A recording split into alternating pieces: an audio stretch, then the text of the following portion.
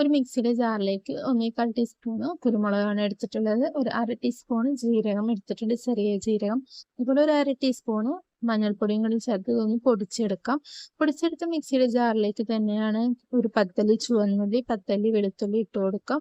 അതിനുശേഷം ഇതിലേക്ക് പച്ചമുളക് ചേർത്ത് കൊടുക്കാം. നിങ്ങളുടെ എരിവിനനുസരിച്ച് പച്ചമുളക് എടുക്കാവുന്നതാണ്. അതേപോലെ തന്നെ കുറച്ച് കറിവേപ്പിലയും കൂടി ചേർത്തിട്ട് നമുക്കിതൊന്ന് മിക്സിയിൽ അരച്ചെടുക്കാം. ഈ അരപ്പിനെ നമുക്കൊന്ന് മാറ്റി വെക്കാം. അതിനുശേഷം നമുക്ക് രസം ഇന്ന് നമ്മൾ മൺചട്ടിയിലാണ് തയ്യാറാക്കാൻ പോകുന്നത്. അപ്പം മൺചട്ടി അടുപ്പത്തേക്ക് വെക്കാം. മൺചട്ടി ചൂടായതിനു ശേഷം ഇതിലേക്ക് എണ്ണ ഒഴിച്ചു കൊടുക്കാം. എണ്ണ ഒരു 2-3 ടേബിൾ സ്പൂണ് ഓയിൽ എടുത്തിട്ടുണ്ട്. നമ്മളിവിടെ ചതച്ച് എടുത്തിട്ടുണ്ട്.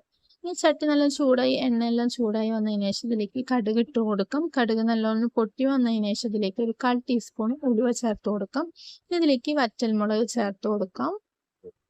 സ്റ്റവ് ഒന്ന് സിമ്മിലേക്ക് വെച്ചതിന് ശേഷം നമുക്ക് നമ്മൾ നേരത്തെ അരച്ച് വെച്ചിട്ടുള്ള അരപ്പും കൂടി ചേർക്കണം. കുറച്ച് കറിവേപ്പില ചേർത്ത് കൊടുത്തതിന് ശേഷം നമ്മൾ അരപ്പും കൂടി ചേർത്ത് കൊടുത്തിട്ട് നല്ല രീതിയിൽ തന്നെ ഒന്ന് മിക്സ് ആക്കി വഴച്ചെടുക്കാം. അപ്പോൾ സ്റ്റവ് സിമ്മിൽ വെച്ചിട്ട് വേണം ഇനി വഴച്ചെടുക്കാൻ വേണ്ടിയിട്ട്.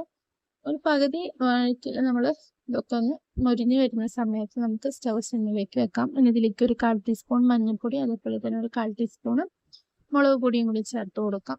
ഓപ്ഷണലാണ് മുളക് പൊടി ചേർത്ത് കൊടുക്കുന്നത്. അതേപോലെ തന്നെ കായപ്പൊടിയും ഈ സമയത്ത് നമുക്ക് ചേർത്ത് കൊടുക്കാം. ഒരു 1/4 ടീസ്പൂൺ തൊട്ടിട്ട് 1/2 ടീസ്പൂൺ വരെയൊക്കെ നമുക്ക് കായപ്പൊടി ചേർത്ത് കൊടുക്കാവുന്നതാണ്.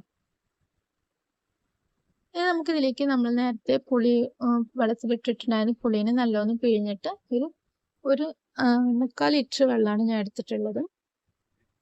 ഇനി ഇതിലേക്ക് ഒരു 2 തക്കാളി മിക്സിയിൽ അടിച്ചെടുത്തതാണ്. അതും കൂടി ഇതിലേക്ക് ചേർത്ത് കൊടുത്തിട്ട് നല്ല രീതിയിൽ തന്നെ ഒന്ന് വഴച്ചെടുക്കാം. അതേപോലെ തന്നെ പുളിവെള്ളം നമ്മളിവിടെ പുളിയെല്ലാം നല്ല ഇതാക്കി വെച്ചിട്ടുണ്ട്. ഇനി ഇതിലേക്ക് ആവശ്യമായിട്ടുള്ള ഉപ്പ് ചേർത്ത് കൊടുക്കാം. ഞാനിവിടെ കല്ലുപ്പാണ് ചേർത്ത് കൊടുക്കുന്നത്.